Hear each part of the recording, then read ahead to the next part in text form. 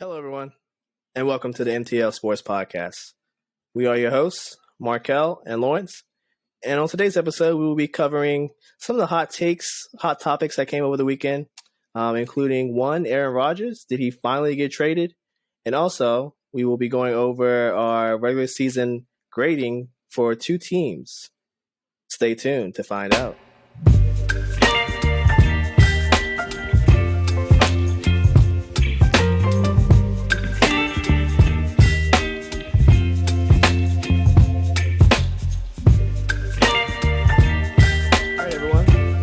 To our first topic of the day. We're just going to get right into the breaking news from today.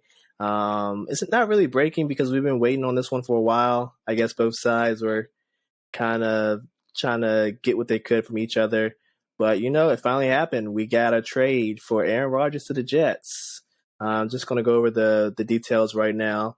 Okay, the Jets get Aaron Rodgers, of course, pick 15 of this year's draft, a 2023 fifth-round pick, which would be pick number 170. And on the other end, Packers get pick number 13 of this year, a 2023 second-round pick number 42, a sixth-rounder, pick 207, and a conditional 2024 second-rounder that will become a first. Okay, will become a first if Rodgers decides to play about 65% of his plays.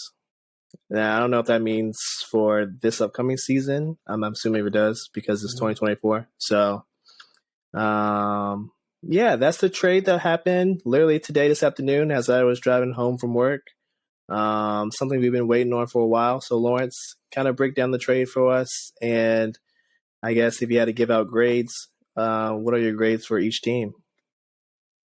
So looking at the trade, I guess now that I've had some time for it to settle in, I don't think it's as bad as I thought it was earlier. I still don't like it. I'm still a little confused on it, but I guess it's acceptable. Because earlier I was like, I don't know why they didn't wait until after the draft, because the Aaron Rodgers wasn't going to play for Green Bay. So the Jets could use it for more leverage in order to give less. Because the man's not going to play for you anyways. But, if you look at it, okay, so the Jets are just moving down 2 spots in the draft. It's no big deal. They did give up their second-round pick, but they still have a second-round pick, I think, from when I was reading.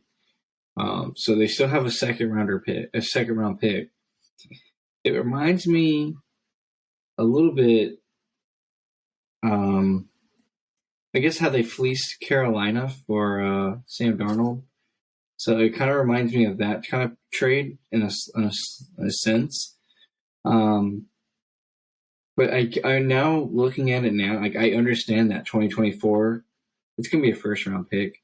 But if you think you're going to do really good with Rodgers, then that pick is less valuable than you would say otherwise. If you don't think you're going to do good with Rodgers, then that pick is too valuable to trade it this way. But do you think you're going to make the playoffs, which you haven't made the playoffs in a very long time, but do you think you're going to make the playoffs and then cause some noise in the playoffs and possibly win a game?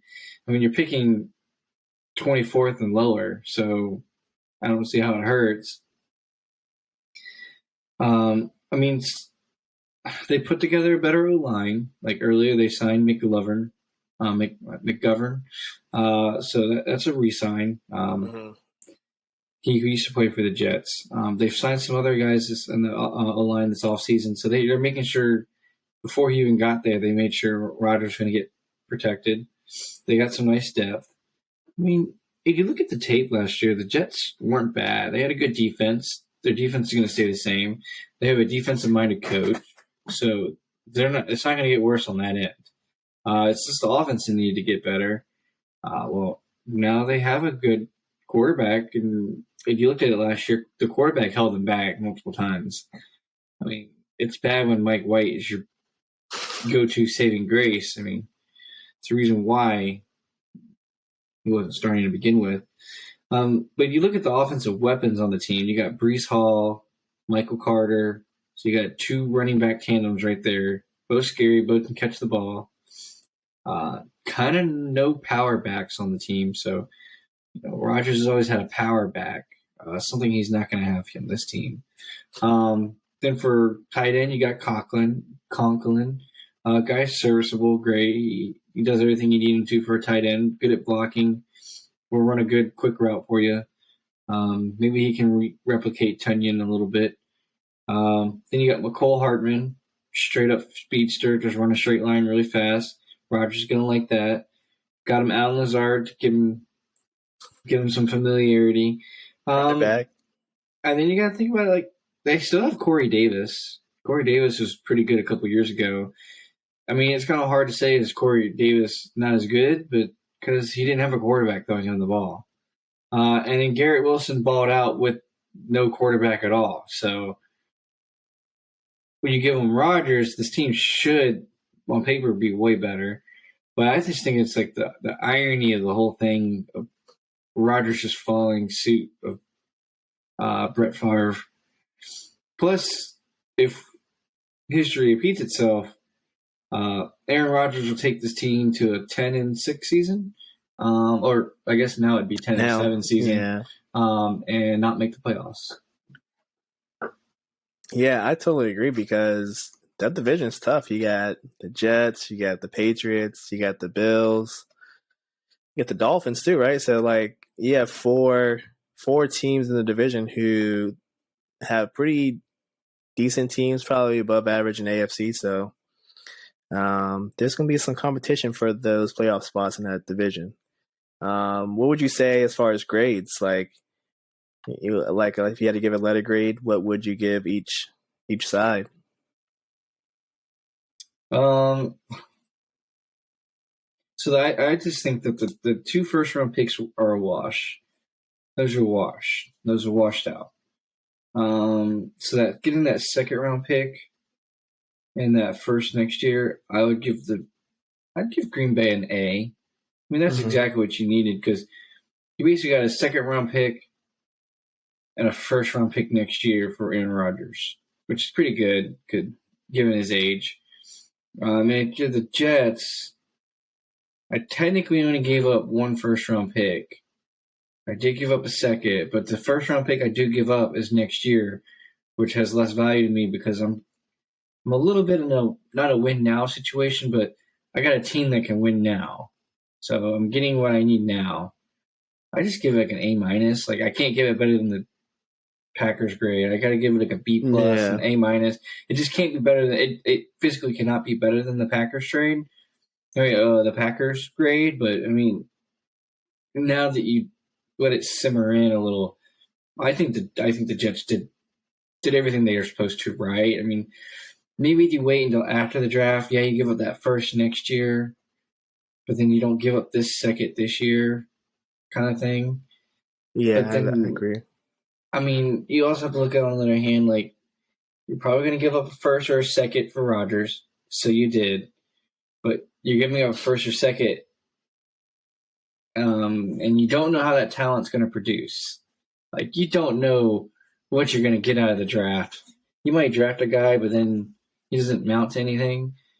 At least you know what you're getting out of Rodgers, whether or not he's fully in the season or not. Well, that's to be told. Maybe he's told the Jets that he's complete in, which if he is, that's great for them. But the man was 90% ready to get retired, so maybe they know some things that we don't. Maybe so. I don't know. And do you really believe he was 90% retired? The man was about to make, $60 million this year? I mean, I don't think he was. I think he was just trying to get the Packers to either cut him, leave him, trade him, just kind of say, I'm not going to play for you guys again.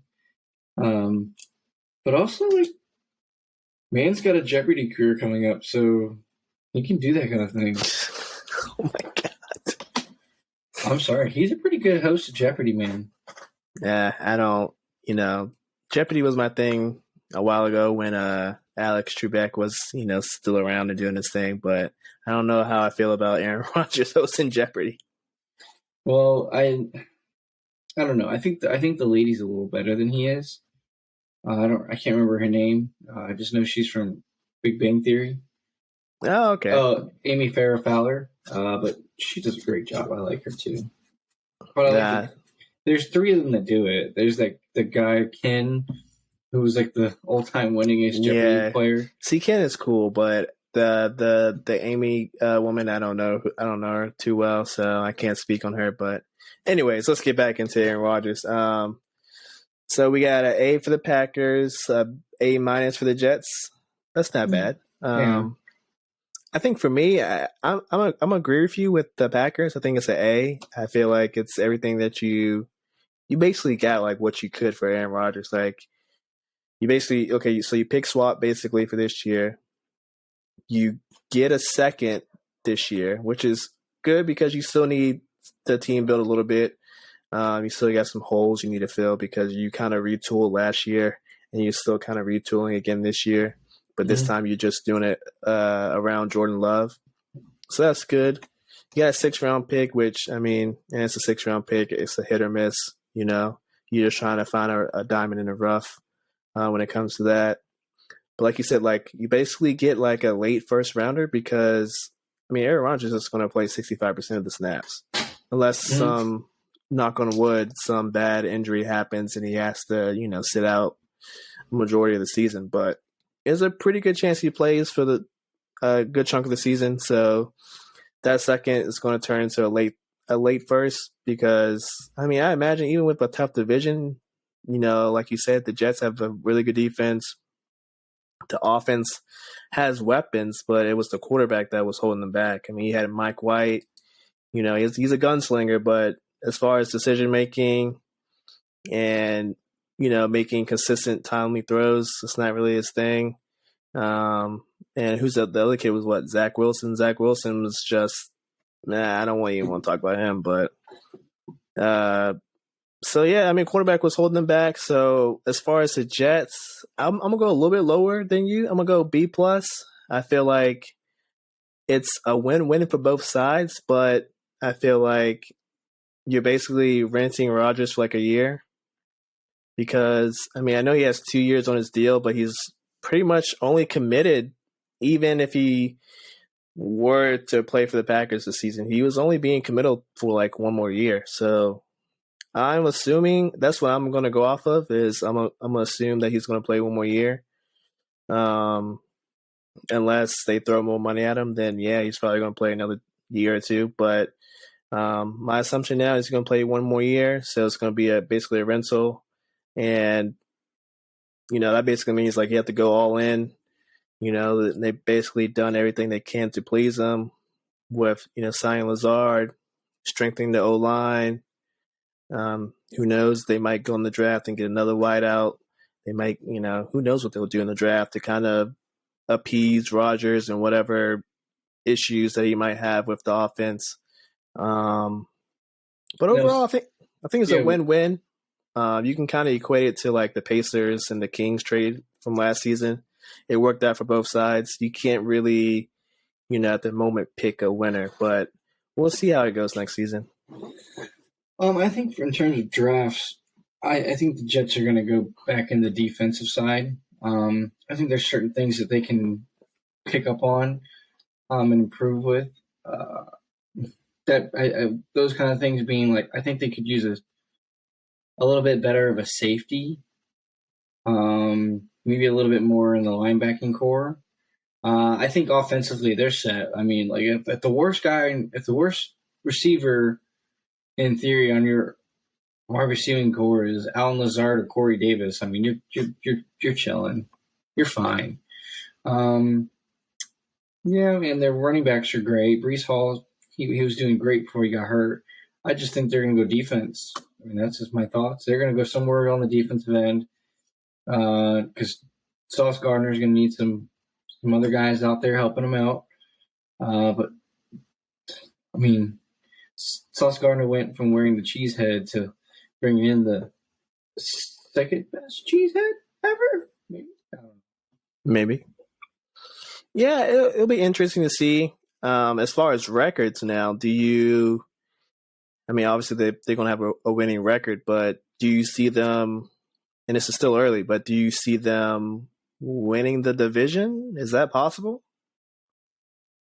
I see them coming in second in the division. But that being said, I do see them beating the Bills in one of the two regular season games. I don't think they have a better record than the Bills, but I think they're going to beat the Bills at home this year. Yeah, I'm gonna agree with you. They probably come second. The Bills are still the best team in that division.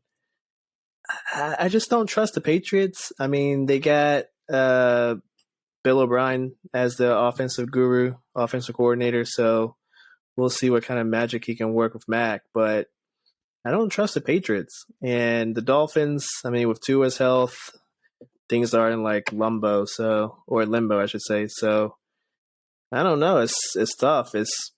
Would you say it's the toughest division now? Because I know the AFC West was, getting a lot of talk last year that, they might be the toughest division in the AFC. But what do you think between them and AFC East?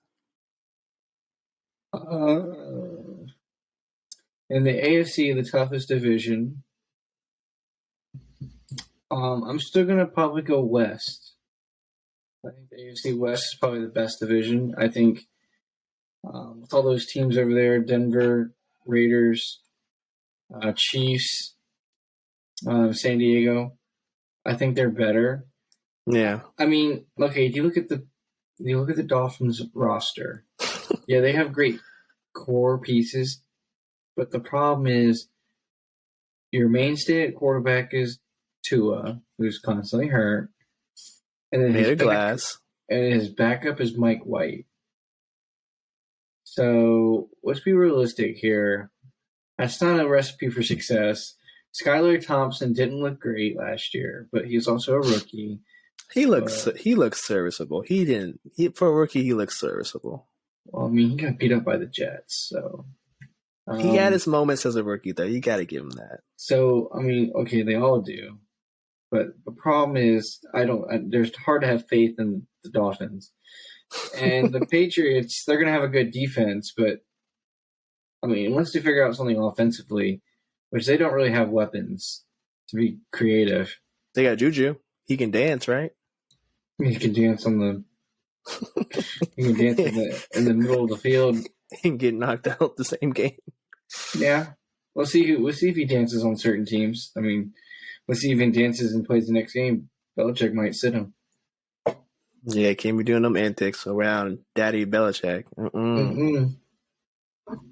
But yeah, I have to agree with you. Probably, I mean, I want to say my own division, AFC North. I want to say that they're the toughest, but with Lamar kind of in limbo, it's kind of hard to say. So I think the AFC West is probably, like, as of right now, probably the toughest. Yeah, I mean, I took that into account. The fact that you guys don't have Lamar, definitely not the strongest division. Because Deshaun did not prove that, and Kenny Pickett needs a couple years. If you got to think about it, Denver is the worst team technically, maybe in that division. Maybe. Oh, they are. Maybe the Raiders. Horrible. Maybe the Raiders.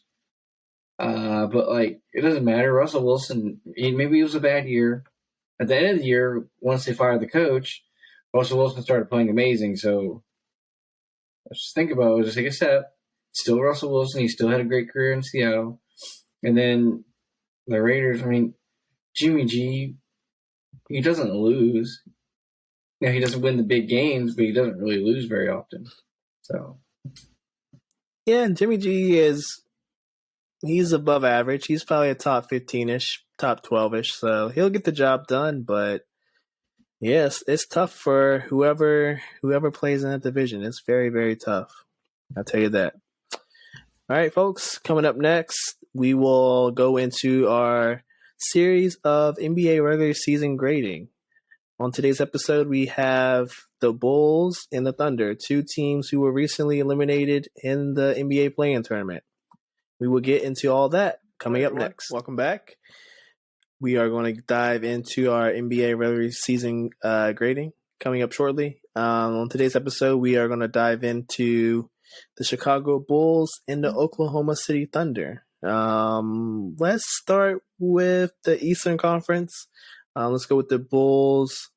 After I guess, average season for them, they went 40-42. Made the play-in tournament as the 9th seed, I believe.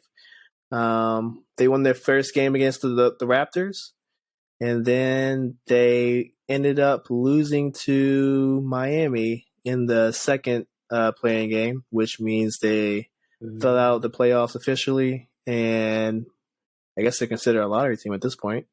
So, Lawrence, how would you grade their season as far as a letter grade? It's like you said, it was an average season. And I guess in college, the best thing to do is get C's, make degrees. But I don't think the Bulls graduated this season, so we're going to go with a C minus. But they didn't get to graduate. I mean, the roster's built better than most rosters in the league. I mean, it's built better than some teams that made the playoffs. So, I mean, you got to wonder, where are you going to steer the ship, especially if you look at the offseason for this team. I mean, the fact that you're going to lose, well, we're just going to say free agents are Vucevic, Drummond, Beverly, Kobe White, Derrick Jones Jr., Javonte Green, and what is it, Ayo? Ayo Dosunmu? Yeah, Ayo Dosunmu. I mean, the fact that you're going to lose half your team, and you knew that coming into the season, and then this is the finish of the season. Yeah, I give it a C minus. Yeah, you didn't graduate. Yeah, I'm along those same lines. I have it written down B minus, but I think after kind of sitting on it from, when I wrote my notes about, an hour before the show, I think I'm going to bring it down a letter grade. I'm thinking a solid C is right for them. I think I was thinking a B minus because, they want to play in game. They got to the second one and lost to Miami after they were, kind of in control for most of the game. But just like looking back at the, totality of the season, even with the injuries from Lonzo, I know Levine was, in and out the lineup for a good chunk of the season. They're built better than most teams, as you said earlier. And even without Lonzo, they should have been like a lock for the play-in or the playoffs, maybe like a top 7 seed instead of how they finish where, they're battling their way into the play-in. They sneak in and they have to win 2 games, both of them on the road, to even get into the playoffs as an 8th seed. So where they ended up kind of brings that letter grade down for me. And as you said earlier, they got big decisions to make as far as free agents. I mean, Big Vu, he's up. Do you bring him back? As far as me, if I was a GM, I mean, Big Vu is inconsistent. And he has big games, or he might go off and give you 20 and 10, but in the next game he'll give you 8 and 8. And I think for a big, if you're going to pay him $30 million, 30 plus, you got to be consistent. You got to give me, for $30 million, bro, you better give me 20 and 10. That's all I'm trying to say. So if I'm the Bulls, I'm not bringing back Big Vu. I think you can find a serviceable big for cheaper because I think for them, they got to cut down on spending. They are over the cap this season, so it will be hard to add any free agents anyway. So they also have no draft picks. No draft picks unless the very slim chance. I think they have a 1.7% chance of getting the number 1 pick. So if they get a pick that's within the top 4 by some miracle, they can keep their pick. But because they chose to, fight their way back into the play-in and not kind of tank and increase their odds of getting a top 4 pick, that pick is going to go to Orlando, I believe, to finish the Vucevic trade from years ago. So, I mean, I think for them, they have to look towards their future. Kobe White, he's been on the trade block for the past 2 years. Didn't deal him at the deadline this year. Pat Bev, he joined as a buyout. Do you bring him back? Maybe for the right money, but I think I read he wants at least $10 to $15 million, which is outrageous. For him, that's outrageous. Yeah, so does this team get better in the offseason? I don't think so, unless you want to bring back the core. Maybe if you really are desperate, hey, bring back Big Vu for a 2 years. Make it team friendly if you can.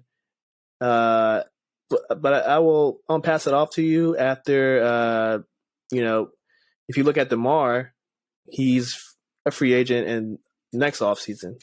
So do we think about extension, or do we just use next year as let's evaluate the situation?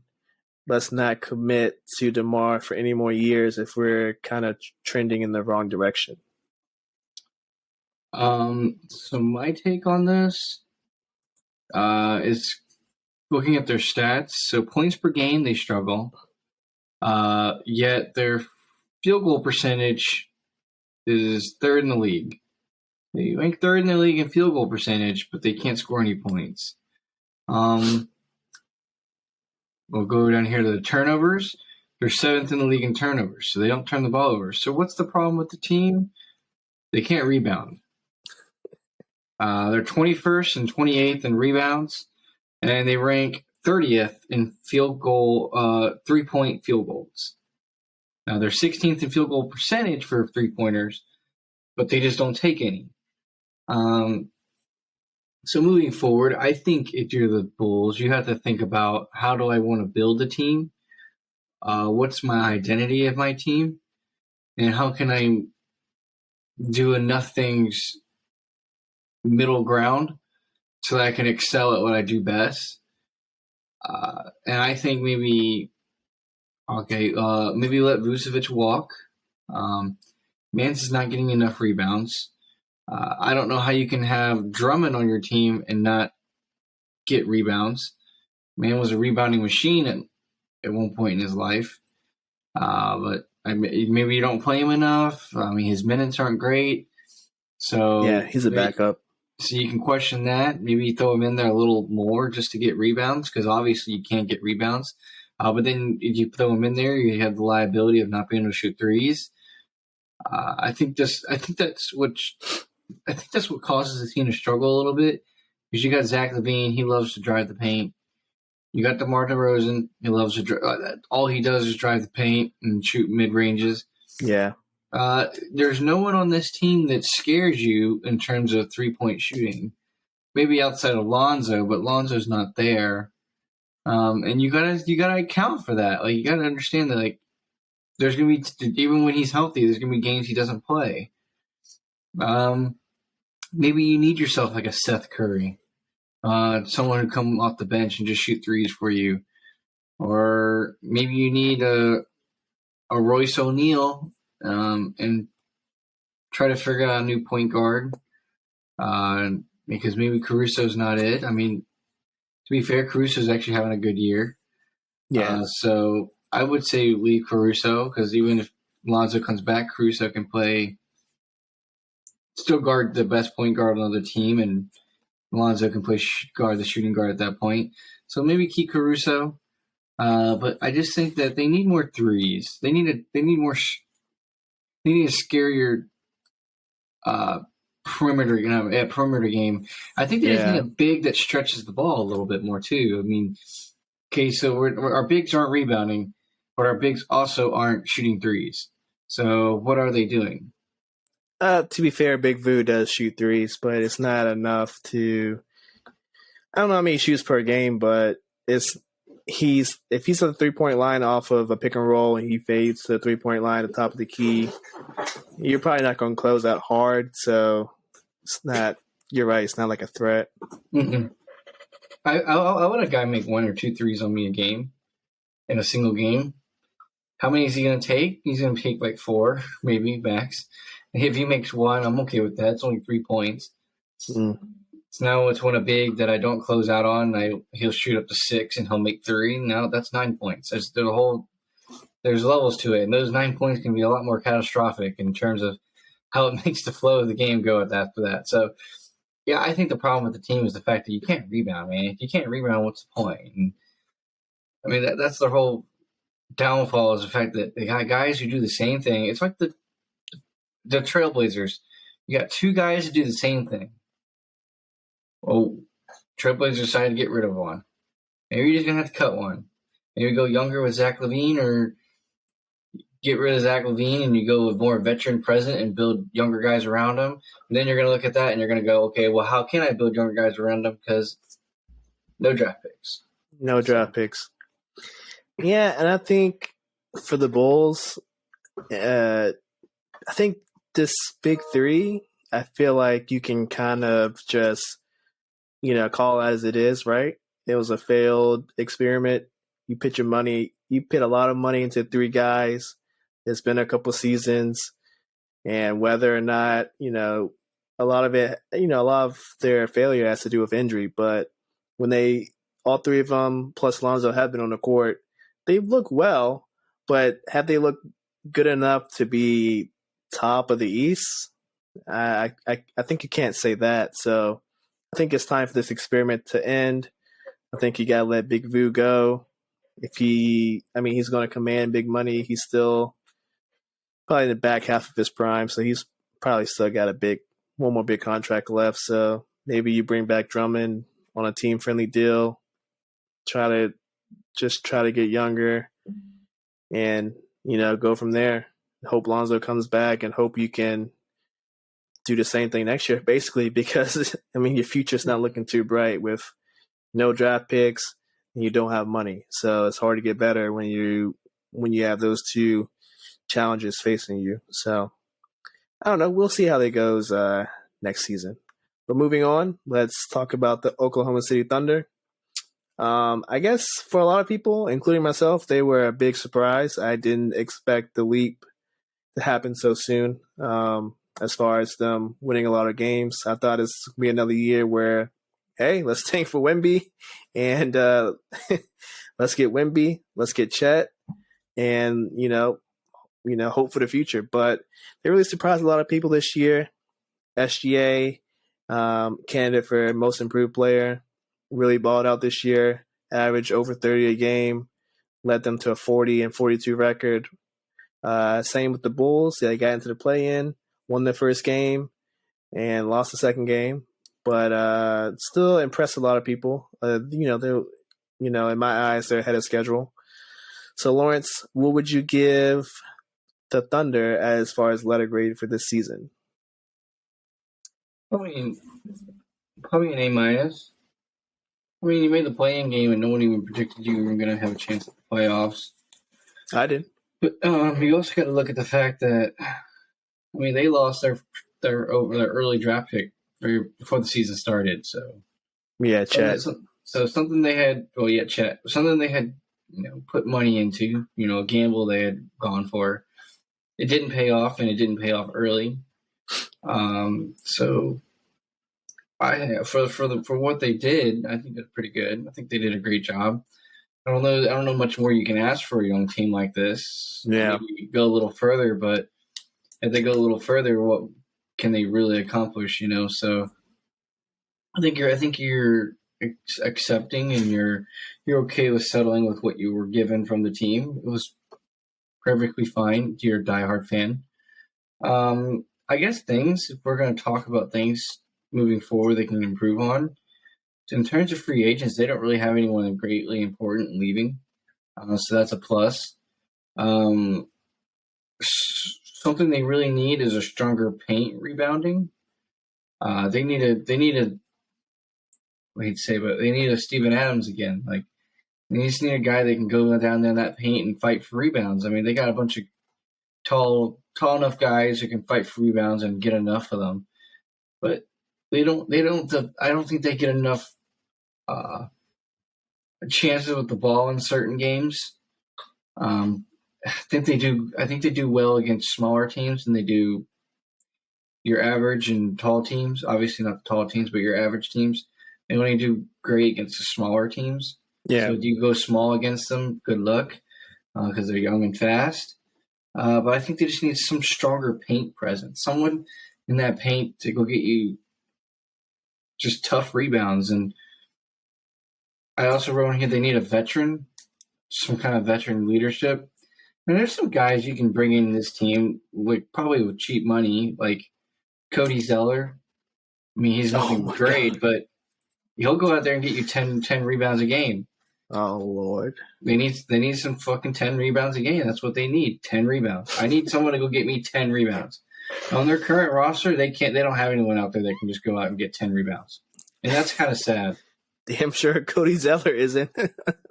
Well, I My mean, Lord. What else you got? I mean, you need some veterans that get a rebound. Drummond's coming on the block probably. Go get Drummond. He'll go get you 10 rebounds in 14 minutes. Drummond will have more rebounds than the entire team off the bench. This is true. We're just talking about guys that are going to come off the bench and get rebounds here. Those guys will come off the bench and just get you rebounds, and that's what you need because that's what you lack. You lack veterans and you lack rebounding. So maybe go get both. But I think you kind of need a veteran to play, I want to say like multiple minutes. So I guess like a more long-term starter.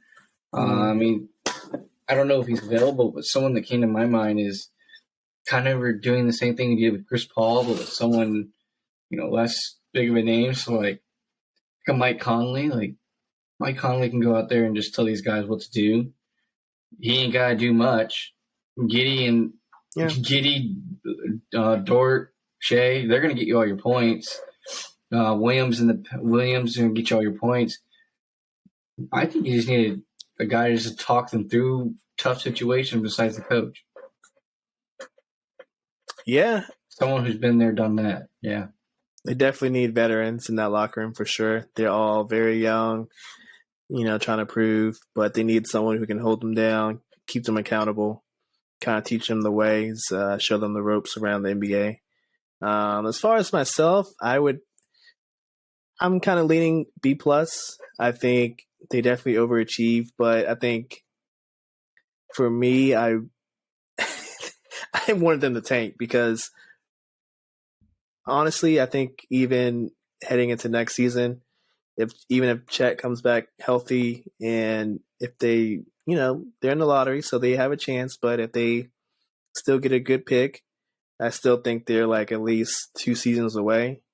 Mm-hmm. So it would have been nice for them to kind of tank the season, get in that Wemby sweepstakes, get anywhere from the top 5 picks, and you would have had a good, any of those top 5 picks this NBA draft is going to be really good. So I think that's why I'm kind of bringing their grade down a little bit because I was, deep down I wanted them to tank because now looking at their prospects, yeah, they have a lot of draft picks moving forward, but I think they could have accelerated their path forward. SGA could have still had a good season. He still could have averaged 30, but if they maybe let off the gas in some games, they could be in a better draft position. But that's kind of just being selfish. I know NBA players don't really think like that. But as far as their needs that they need to address, I feel like you touched on it. Their interior defense, they need some big men starting and coming off the bench because I don't think little old Chet, even though he's like 7'2", 7'3", the kid is really skinny. And I don't think he can hold down the paint by himself. So he definitely needs like a veteran big man to kind of show him the ropes too and kind of help him when it comes to some of these bigger, 4s and 5s in the league. Anthony Davis, Jokic, Gobert, a Cat. Because Chet's not going to fare very well against those type of guys. So he definitely needs backup. And you didn't touch on this, but they definitely need shooting. Because when you look at the team, realistically, only Dort and Isaiah Joe can shoot threes. Like, SGA cut down on his three-point shooting. Like, he only takes like 2 a game. Giddy, three-point shooting is not really his thing. The Jalen Williams kid, he's streaky at best. So 3-point shooting is just not their forte. And one thing that I noticed watching their games is if they're not out in front, it's kind of hard for them to get back in because no one really shoots threes. So it's kind of hard for them to dig back into games, especially once they traded Mike Muscala, who was basically their third or fourth option when it came to shooting threes. Once they traded him to the Celtics, it's okay, you're super limited in what you can do 3-point shooting wise. So I think if they can add a shooter in the draft, they got a ton of assets. Maybe sign one because they have upwards of $30 million in cap potentially this offseason. So maybe lure. I'm not sure if Seth Curry is a free agent, but if you can give him a bag, tell him, hey, come help these young kids out, teach them the ropes, show them the ropes, he might come.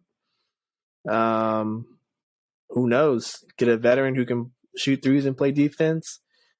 If you can convince them to come, I feel like it'll be a good thing, mutually beneficial for both sides. So I don't know. We'll see how the Thunder do. Do we think they're going to make the playoffs again next year, though? If they make some of these moves that we're discussing, do you give them a good shot of going back? Yeah, I give them a better shot of going back. I just think there's going to be certain teams that are in the West, at least, that are going to take a little. I think probably going to get dismantled at the top. I think, I don't know, we always say this every year about the West, but the West is going to be more open the year after. Yeah. The West never really gets more open. I don't know. I think if you can bring in a point guard, an older, a veteran point guard, and then Shea can go play the 2, but also play the point while that veteran point guard takes the bench. I think that's what they need to do. So I think if they do that, if they can bring in a vet that shoots threes at that point, I think that'd be the most ideal situation. I mean, if they did that, I think they could easily go right back to it. So that's just how I think of it. I mean, I truly just think the team just needs some veteran guys in different core places of the team in order to rally troops, in order to keep the heads up, get them where they need to go, just locker room presence. I mean, there's the average age was 22 years old. I mean, really, really young. So half of them can't even drink. So yeah, I'm right there with you. I think I give them a good shot to be right there again in the play-in tournament. I don't think they're a lock for a top 6. They still, like I said, they're still about 2 years away from actually being a legitimate year in, year out contender. But after this season, with SGA playing the way he's been playing, oh, for sure, they have a good chance of, repeating their success of this season. And yeah, get some vets in there and magic, good things will happen. Good things will happen. So moving along, we will get into our NFL talk. We have the draft coming up this Thursday. So we will go over our top 5 picks in the NFL draft from the Cardinals going down to number 5, the Seahawks. And we will go into 3 prospects who we think deserves some more limelight, some hidden gems, you would say. Coming up next, welcome back. We are getting into our little mock draft. We're going to go the top 5 picks of this year's NFL draft. That starts on Thursday. Round 1, that is, starts Thursday. So, Lawrence, do you want to start us off with your number 1 pick since you are the resident Carolina Panthers fan? The honor is all yours, my friend. This is pretty much done deal, simple, clear cut. Don't be stupid. Just take Bryce Young. I mean, if everything they talk about in the media is the way they say it is, and he's a great asset, he's a good person and all this. I mean, that's cool and all. Guy played really great at Alabama. Nick Saban talks really great about him. Nick Saban doesn't talk a lot about his former players past a certain point, and he's continued to talk about Bryce Young. So, I mean, come on, let's just be realistic. Bryce Young, done deal. If you get C.J. Stroud, I'm not mad. I would be a little mad to get Anthony Richardson. I mean, come on, we need to have a fighting chance. I mean, our defense is good enough to keep us in games. We just need a quarterback that can give us a fighting chance. And if you're trying to teach him on the fly as a rookie this coming season, then you take away our chances of winning games that are winnable for us. So I just think, looking at it in that perspective, that's why I would take Bryce Young. He gives you the best chance to win at a younger. And even if he doesn't, pan out, I mean, we wish you can get some good years out of him. Yeah, I agree. I mean, I have Bryce Young going number 1 overall too. In my eyes, he's just the best quarterback in this year's draft. CJ is definitely a very good prospect, and I like, some of the tangible stuff that I've seen on film, plus some of the intangibles that he has as far as leadership, decision making, the ability to just think of things on the fly. But I just think Bryce Young, from what I've seen with my own 2 eyes from 2 years of watching almost every single Alabama game, the kid is off the charts. Even though a lot of people are worried about him being a little small. I mean, he's only 5'10", about $185. I don't think that's really a deal. You guys have a decent O-line. As long as the kid can survive a whole season in the NFL and not, get destroyed like my guy Joey B got destroyed his first year, I think he's fine. As long as if he can get through one season healthy, I feel like he's meant to be, he's going to be easily a top 10 quarterback in the near future. So then the next one up, you got Houston. Who do you think goes to Houston then? Yeah, I mean, with all this CJ Stroud talk, and unfortunately some of these, they're not even analysts, just former wannabe analysts who have podcasts now. They want to kind of slander this kid's name, and it's kind of led to his draft stock falling, which I feel really bad about.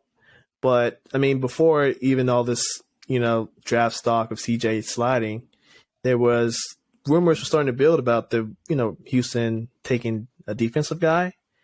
And when I looked into it, it really made sense for me. So I'm going to go Houston takes Will Anderson. Will Anderson, huh? Yeah. I'm still going to go with the CJ Stroud pick. I just don't see how they could pass up a quarterback. Yeah, I know that's a little set standard, like everyone's doing that. But that's just who I think Houston needs to go with. It's just, I don't know how much of a groundbreaking change your whole team Will Anderson does for you. I think he's going to be great. I think he's going to be good. I don't think he's good.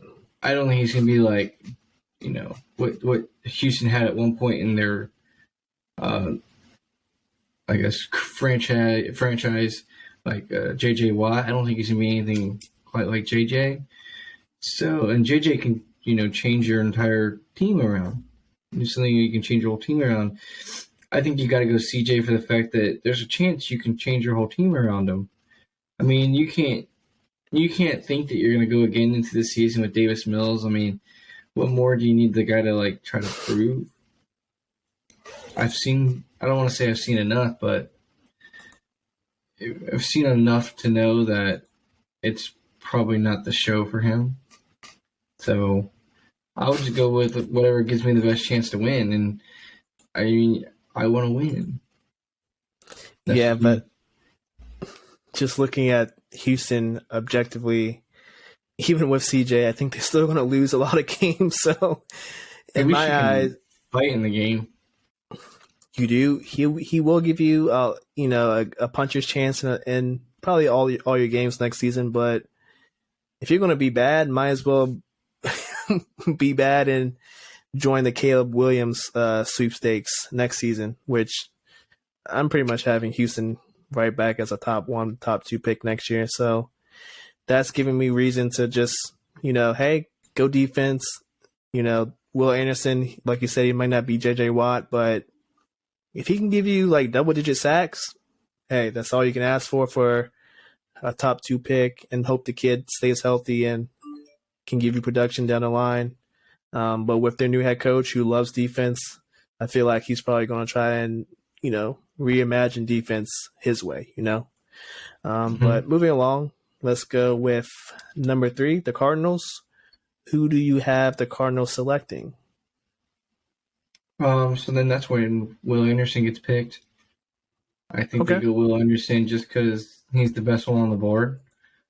I think the Cardinals are one of those teams that's going to take the best on the board. If Will Anderson gets picked up by Houston, they're not going to go C.J. Stroud, I don't think, obviously. If Houston was to take Will Anderson, then I would probably go Devin Witherspoon. They probably take him. I think they probably stay away from Carter from Georgia. Yeah, just because it's a brand new coach. So he's trying to mold the locker room into his what he wants. So if I'm going to try to mold my locker room, I don't need bad boys coming out the rip. I need a little bit more mellow nature, mellow tone in my locker room, so I can put my stamp on it and kind of have whatever I say goes kind of mentality, which is fine. I mean, coach, you should be able to say whatever I say, or it's the highway to an extent, as long as you can keep the respect of the guys in the room. And, if you made it that far as a coach and you can't get respect in the room, it's a little scary. But, yeah, I think I would just go Will Anderson if I'm Arizona and he's there. You're going to get something good out of him. Kyler Murray's going to be back, and then you're giving Kyler Murray, I guess a little bit more of a fighter's chance on offense. He's not going to have to keep digging themselves out of holes, or he's going to have to keep fighting into games. Like, maybe they can keep the lead in games, or maybe they can, stranglehold another team's offense, and Kyler can light them up. Yeah. I'm going to have to agree with you as far as the Cardinals taking the best available. And, the fact that I already have Will Anderson going number 2 leads me to believe that the kid out of Texas Tech, Tyree Wilson, is going to be the 3rd pick. His draft stock has been rising the past couple weeks. Just looking at some of his film, he's very, very good as well. I think they, like you said earlier, they stay clear of Jalen Carter, even though he's probably the top prospect, or probably the second best. I think they stay clear. The new head coach doesn't want to kind of start with I guess it's controversy is what you would say, drafting that kid who has, the incident that happened after his national championship win at Georgia. Cardinals need the best player available, particularly on defense. So it wouldn't make sense to draft CJ when you already have Kyler. That would just piss him off. So go defense, get the best one available, preferably not Jalen Carter. And yeah, so I guess let's move on to number 4. We have the Colts. Who do you have the Colts selecting? I know they have a lot of Will Levis hype with them. Who do you think they go for? I do believe the Colts go Anthony Richardson. Oh, okay. I think they're going to go with the. So the reason why I say they go Anthony Richardson comes all down to the fact of their division. I think with almost any half decent quarterback, you can fight your way around that division. I mean, Tennessee's not that scary. Let's see, Tennessee's not that scary. But Houston's bad, and basically all you have to do is compete with Jacksonville, and Jacksonville's young enough where you can steal a game or two. Well, not a game or two. You can steal a game from them. So let's be realistic. I think if you get Anthony Richardson, you can have him develop, and you can still win maybe enough games to fight the Jaguars for it, because the Jaguars are going to have the harder strength of schedule, and the Colts are going to have a much easier strength of schedule because just the fact the way they finished in the division. So I think that's one way there the Colts you can look at it. It's like, oh, we can maybe fight with Jacksonville at the end of the season, and they're going to play harder teams the entire year, and we will be playing the easier ones. I mean, outside of that, like, okay, Houston's going to give you problems defensively, but offensively they probably won't.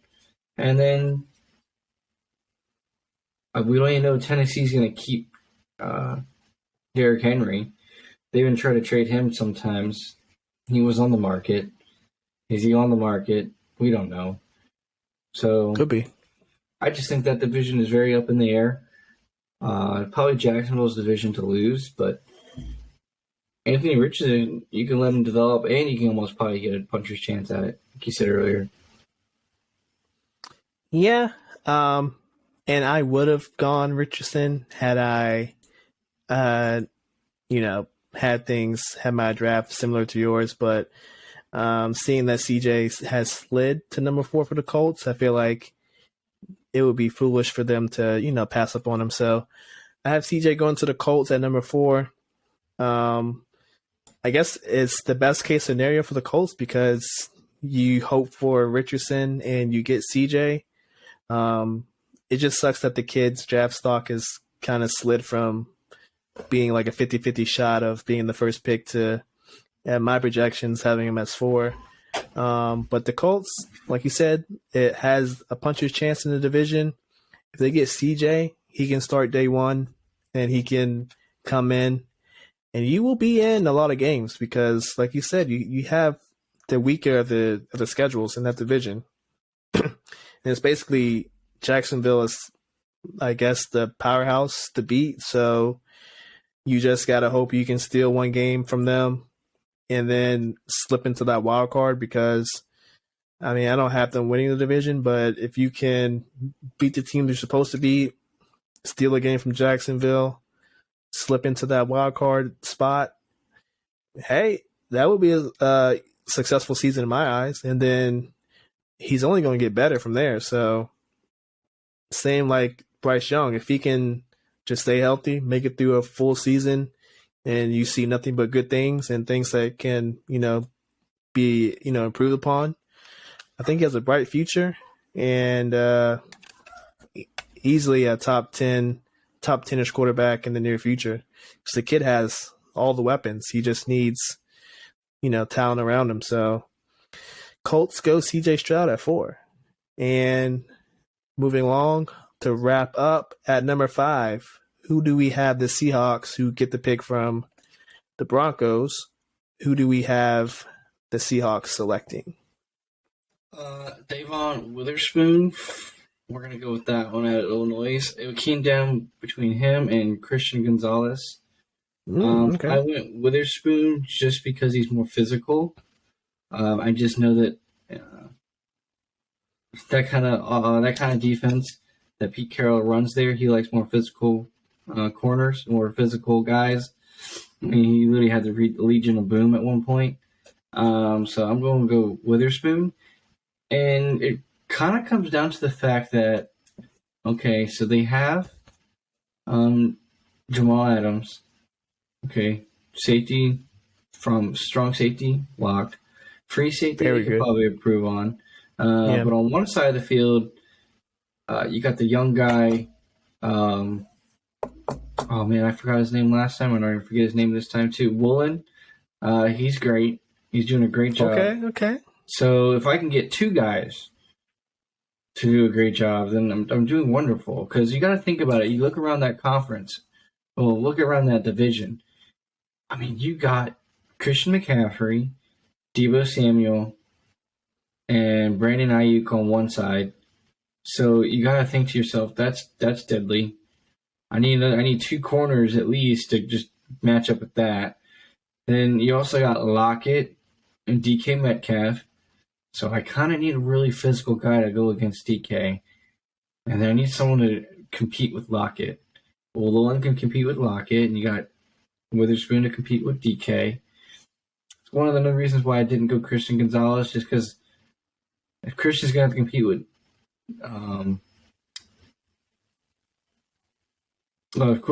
Christian's going to have to compete with either Lockett or DK. Christian's going to have to go with Lockett just because he's not as physical, which I don't know if you want that to happen. I think you'd rather have the more experienced guy on Lockett just because he's just such a good route runner, just pure route running ability in general. And then lastly, in that little division, you got the Cardinals, and although they don't have the most deadly weapons on that secondary, at least they'll let you run man coverage with zoning linebackers to cover Kyler. So if I can just lock down whoever they got, and I can just have one guy sitting there watching Kyler the whole game, I'll enjoy that ability way more. Whether it's dropping Jamal Adams to watch Kyler the whole game, just certain different things that they can do if they get just double corners. And I think it really has to come down to the fact that the 49ers, I need at least two guys if I'm going to play the 49ers multiple times, twice a year. I'm going to need two guys. It's just simple as that. Yeah, I think for me, when it came to the Seahawks pick, I was bouncing between do they want to take Anthony Richardson, because at this point he slid down to 5, and the Seahawks need a quarterback for the future. I know that they re-signed Geno for 3 years, but realistically, Geno's probably going to play this year and probably one more. So they have to kind of look to see who do they want to go with moving forward. And Richardson would be a good pick for them. But I think for me, Pete Carroll, he loves his defense. He's currently rebuilding his defense. So it only makes sense for them to go with the best defensive player available. And I know the Cardinals passed on this guy, but I have Jalen Carter going 5. Even with the controversies, he's still one hell of a talent. And Pete Carroll's the guy to kind of, show his, veteran leadership as far as coach. He's well respected, has a Super Bowl under his belt, so can't really question a coach who's been there, done that at the highest level. I think he's going to get this kid, under his arms, show him the ways of the NFL, keep him on a good track and moving forward. And I think the kid's a stud. So, as far as career goes, he can probably have a very, very good career, especially in Seattle where, defense is kind of like their calling card. I know it hasn't been the past couple seasons, but, in the process of rebuilding, he can be like that cornerstone piece that kind of sets the tone for like a new Legion of Boom, but it might be for the defensive front. And he can be like that first key guy that kind of, can be very integral for that, development. So I got Jalen Carter going number 5. And moving right along, we will get into our top 3 prospects. I guess not really top 3, but like 3 prospects that we figure should see more attention, more limelight. These are guys that not necessarily are under the radar, but are like hidden gems. Teams should definitely be on the watch for these talents coming out the draft. So, Lawrence, do you want to kick us off with your first prospect? I just love how you didn't point out how I told Devin Witherspoon would be a great asset in Seattle, covering Lockett and DK. I just don't even know how I didn't notice what I was just talking about. So there goes that for me. Either way, I still think he's a great asset. So moving forward, prospects. My first prospect, I'm a big Iowa fan, so I'm going to go an Iowa guy first. I got Jack Campbell, the linebacker out of Iowa. He won the Buckus Award this last season. That just goes to the best linebacker in the nation. I just think he's just flat out an amazing linebacker. You could tell the difference when he was on the field and wasn't on the field. You can tell the difference between this season and past seasons with Iowa, with him just being there. This year he was a transfer. out of Maryland. So he immediately became an asset to the team right off the gate in game one. I mean, Iowa's offense was probably one of the worst in NCAA history, and that's just being polite. It was so bad that the only reason they stayed in games is their special teams was so good and their defense was so good. So pretty much any Iowa defensive player who's up for this draft, they're all very great. Basically, just from watching that horrible performance last season. And then, I guess to round it off, I went 2 wide receivers that I don't think get enough love. But wide receivers kind of lose a little love coming into draft time because there's so many of them. But I'm going to go with Josh Downs, wide receiver out of North Carolina. He helped that rookie quarterback for North Carolina look like a superstar this past season. Whether or not that he's actually a superstar, who's to actually say? But Josh Downs looked very, very good playing out there for North Carolina. So I'm going to go Josh Downs. He can just make good catches in important times of a game, especially when you need him most. He's got a little speed to him. And then one other guy I went with was Jonathan Mingo from Ole Miss. Not really speedy, not really a guy that's going to punish you that way.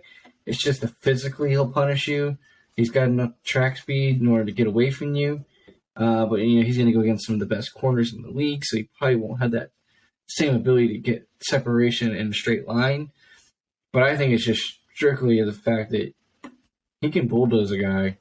He could probably hit back some safeties good enough. So I'm just going to go Jonathan Mingo as my last prospect that probably doesn't get enough love right now. Okay, I see. For me, I went 2 running backs first. So let's go with the first one. I am going to go with Jahmyr Gibbs out of Alabama. His draft stock's it's been teetering. I've seen him as high as a late first rounder, but I've seen him as low as mid to late second. So I think he was getting a lot of attention, say a couple weeks ago, but more and more attention is being brought to Bijan. And rightfully so. Bijan's a very good prospect.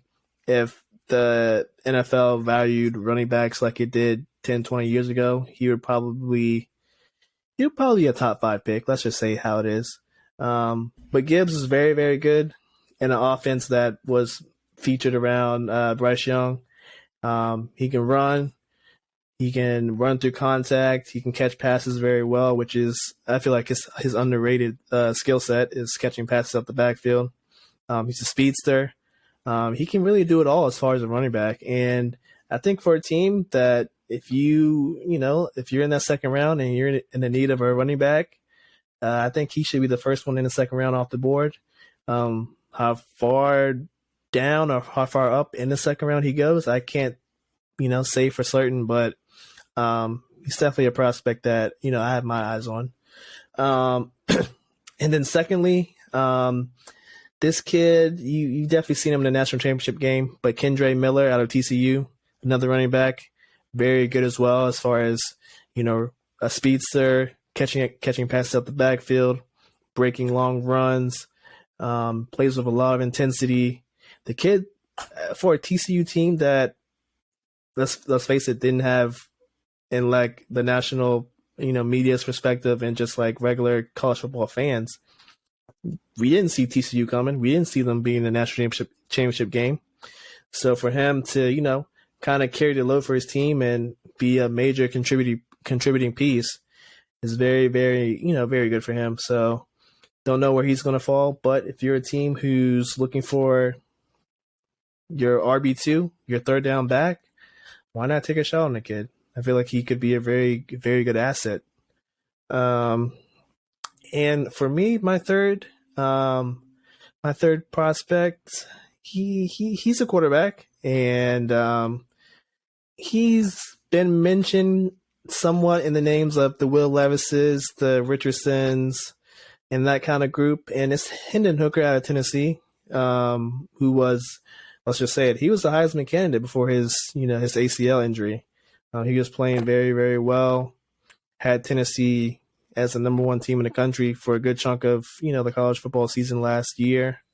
Was playing phenomenal, and then had the tragic injury happen. So as long as I'm sure he's done a multitude of physicals, had NFL teams and their doctors check him out, make sure he's rehabbing well, and make sure he's on track. But if he can sit behind the right quarterback and get the mentorship and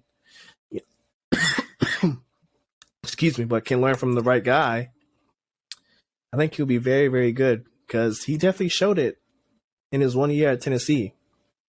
I mean, being number one in the country in that conference, the SEC, that's nothing to slouch at. So I don't know. I feel like the kid in the right situation can be very, very good. But that's all for me. Do you want to throw any honorable mentions? Do you have one? The only one I can't remember his name off the top of my head, but tight end out of Georgia. Absolute tall monster of a man. Oh, Darnell Washington, that man is huge. Yeah, he'll be great. Once they teach him how to pass block better and run block better, deadly. Especially because he's so big, he should be able to do it already. But once he gets taught better, he's so deadly. Big and so freakishly athletic. He has all the gifts to be a great NFL tight end. But if he can, kind of like Hendon Hooker, if he can find the right guy to kind of show him the ropes, give him some pointers on how to be a good NFL tight end, the sky's the limit for him. Mm-hmm. So yeah, I would say for me, my honorable mention, I would have to say Musgrave, the tight end out of North or South Dakota State. Or is it Oregon? I forget where he's from, but that kid's really good. He's projected to be in that second or third round range, because we have Michael Mayer and Dalton Kincaid are probably going to be the first two tight ends off the board. But Musgrave is, if you look at his film, you could arguably say he has the same talent level as those two. So it'll be interesting to see what team takes a chance on him in what round. All right, folks, that's our NFL draft top 5 picks and our 3 prospects that, we feel like could be hidden gems for an NFL team who can, do some good digging and uncover them. Coming up next, we will finish off this show with Rapid Fire. Coming up next. All right, everyone, welcome back. We are going to finish the show with Rapid Fire. First off, we have breaking news for today, at least. Ime Udoka, he has a new gig. He has landed the Houston Rockets job. Lawrence, how do we feel about Ime, taking over for the Rockets? Where do you see them next season? I see them needing a couple more years to figure it out. But at least they have a good coach, maybe? I don't know. I think he's a pretty good coach. You think? His first year, he took them to the finals, the Celtics. Okay, but the Celtics are really good already. Brad Stevens couldn't do that. I mean, Brad Stevens is more of a college coach, let's be realistic here. No, he did pretty well. We did pretty decent. He never took him to the promised land. So I think he's got a really good team. I think it's important to see what he can do with, basically, I don't want to say starting from the bottom, but starting. So and we're here. Well, here is nothing. So they're still here. So we're gonna see what he goes. I mean, he's probably a good coach. He's probably a good coach. He's a damn good coach. I'm surprised the Nets. The Nets had some controversy when they try to sign him after his whole ordeal with Boston, but they got some flack for that. So. I mean, yeah, you can't get the other teams for a rival coach, after the controversial, but I think the Rockets just need a few more pieces. I mean, if they get, like you're saying, the first overall pick, it's pretty much set in stone. They're going to be decent. So, see, I mean, he's going to be a good coach. I mean, he's going to do okay. He's probably going to scare a couple teams. Maybe he can actually have the Rockets back in the playoffs again. I'd probably say in 2 years we'll see the Rockets in the playoffs. Yeah, I think for them it's a good pickup. He can definitely teach them how to play some defense because the Rockets, it seems like every time they played another opponent, if they had a really good score, they got their career high against the Rockets. So hopefully he can teach them some defense. I know they're all young guys, and pretty much everyone on there is on a rookie deal. So hopefully he can get them all in line and get them to start thinking like some vets. But we'll see. I feel like if they get Wemby, if they win the Wemby sweepstakes, they could scare some teams, like you said, but they're still years and years away, at least 2 years away. So, good pickup, but we'll see. We'll have to continue to watch them moving forward. And second topic for rapid fire, De'Aaron Fox. It wasn't known during the game, but during Game 4, he broke the tip of his index finger, I believe, in his shooting hand. So he is now I think he's doubtful for Game 5. How do you feel this will affect the Kings' performance and their possibility of winning? I mean, it's really disappointing because Curry keeps playing like he's some kind of goat or something.